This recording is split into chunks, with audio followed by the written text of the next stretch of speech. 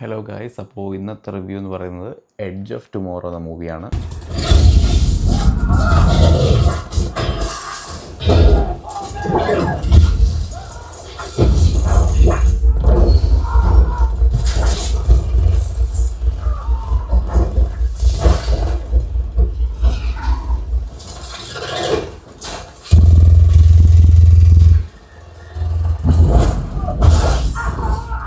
അപ്പോൾ edge of tomorrow എന്ന് പറയുന്നത് 2014 ഇറങ്ങിയ ഒരു സയൻസ് ഫിക്ഷൻ ആക്ഷൻ കാറ്റഗറിയിൽ വരുന്നൊരു മൂവിയാണ്. ടോം ക്രൂസും എമിലി ബ്ലണ്ടുമാണ് മെയിൻ ക്യാരക്ടേഴ്സ് ചെയ്തിരിക്കുന്നത്. ഡോഗ് ലിമൻ ആണ് ഇതിൻ്റെ മൂവിയുടെ ഡയറക്ടർ. അപ്പോൾ ഈ മൂവി നടക്കുന്ന ടൈം ലൈൻ എന്ന് പറയുന്നത് 2015 ആ ടൈമിൽ ഏലിയൻസ് എർത്തിനെ അറ്റാക്ക് ചെയ്തിട്ടുണ്ട്.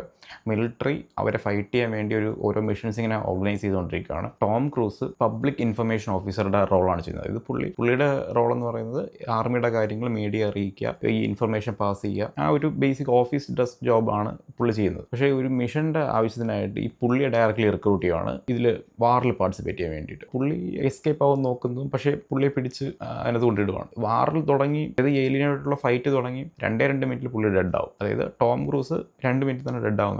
ഈ സാധനം നെക്സ്റ്റ് റിപ്പീറ്റ് ആവുകയാണ്. അതായത് പുള്ളിയെ ഓറിൽ അസൈൻ ചെയ്യുന്ന നെക്സ്റ്റ് ഡേ വാറിൽ പുള്ളി അപ്പം തന്നെ അസൈൻ ചെയ്യുകയാണ്. പുള്ളി നേരെ പോകുന്ന വാറിൽ ഒരു 3 മിനിറ്റ് കഴിയുമ്പോൾ ഡെഡ് ആവും. അപ്പോഴാണ് നമുക്ക് മനസ്സിലായത് ടൈം ലൂപ്പാണ് പോകുന്നത്. അതായത് ഈ ടൈം ലൂപ്പ് എന്താണ്, ഈ ഡേ എന്തുകൊണ്ടാണ് ഇങ്ങനെ റിപ്പീറ്റ് ചെയ്തുകൊണ്ടിരിക്കുന്നത്, ഈ ഡേ റിപ്പീറ്റ് ആവാതെ ടോം ക്രൂസിന് സർവൈവ് ചെയ്യാൻ എമിലി ബ്ലണ്ടിൻ്റെ ഹെൽപ്പ് വേണ്ടി വരും. അതെങ്ങനെയാണ്, എന്താണ് ഈ ടൈം ലൂപ്പിൻ്റെ ഒരു സീക്രട്ട്, ഇതാണ് ഈ മൂവി ഡിസ്കസ് ചെയ്യുന്നത്. അത്യാവശ്യം നല്ലപോലെ എൻഗേജിങ് ആയത് സ്റ്റാർട്ടിങ് തൊട്ട് എൻഡിങ് വരെ കണ്ടിന്യൂസ് ആയിട്ട് നമുക്ക് എൻഗേജ് ചെയ്ത് കാണാൻ പറ്റുന്നൊരു മൂവി തന്നെയാണ് എഡ്ജ് ഓഫ് ടുമോറോ. ഞാൻ മൂവി ഡിസ്ക് കാണിക്കാം. ഇതാണ് സ്ലിപ്പ് കവർ, ഫ്രണ്ട് ഇമേജ്, ഇത് ബാക്ക് ഇമേജ്. പ്രത്യേകിച്ച് ആർട്ടും കാര്യങ്ങളൊന്നുമില്ല, പ്ലെയിൻ ബ്ലാക്ക് ആണ് ഇതിൻ്റെ ബ്ലൂറേ. ഇതിൻ്റെ 4K ഡിസ്ക്. ഇതിൻ്റെ ബ്ലൂറേയിൽ വരുന്നത് DTS 7.1 മാസ്റ്റർ ഓഡിയോ ആണ്, പക്ഷേ അറ്റ്മോസ് വരുന്നത് 4Kയിലാണ്. ഞാനിത് എന്തുകൊണ്ട് അപ്ഗ്രേഡ് ആയിട്ട് പറയുന്നത്, കാരണം വീഡിയോ വൈസ് ഒരു അപ്സ്കെയിൽഡ് 4K ആണെങ്കിൽ കൂടി നമുക്ക് പെട്ടെന്ന് തിരിച്ചറിയാൻ പറ്റത്തില്ല. അത്ര നല്ല ട്രാൻസ്ഫർ ചെയ്തിട്ടുണ്ട് അവർ. സ്കെയിലിങ്ങിലാണ് ചെയ്തിരിക്കുന്നത്, സ്റ്റിൽ വർത്ത് തന്നെയാണ്. ഇനി ഓഡിയോയുടെ കേസ് വരുവാണെങ്കിൽ അറ്റ്മോസ് മിക്സ്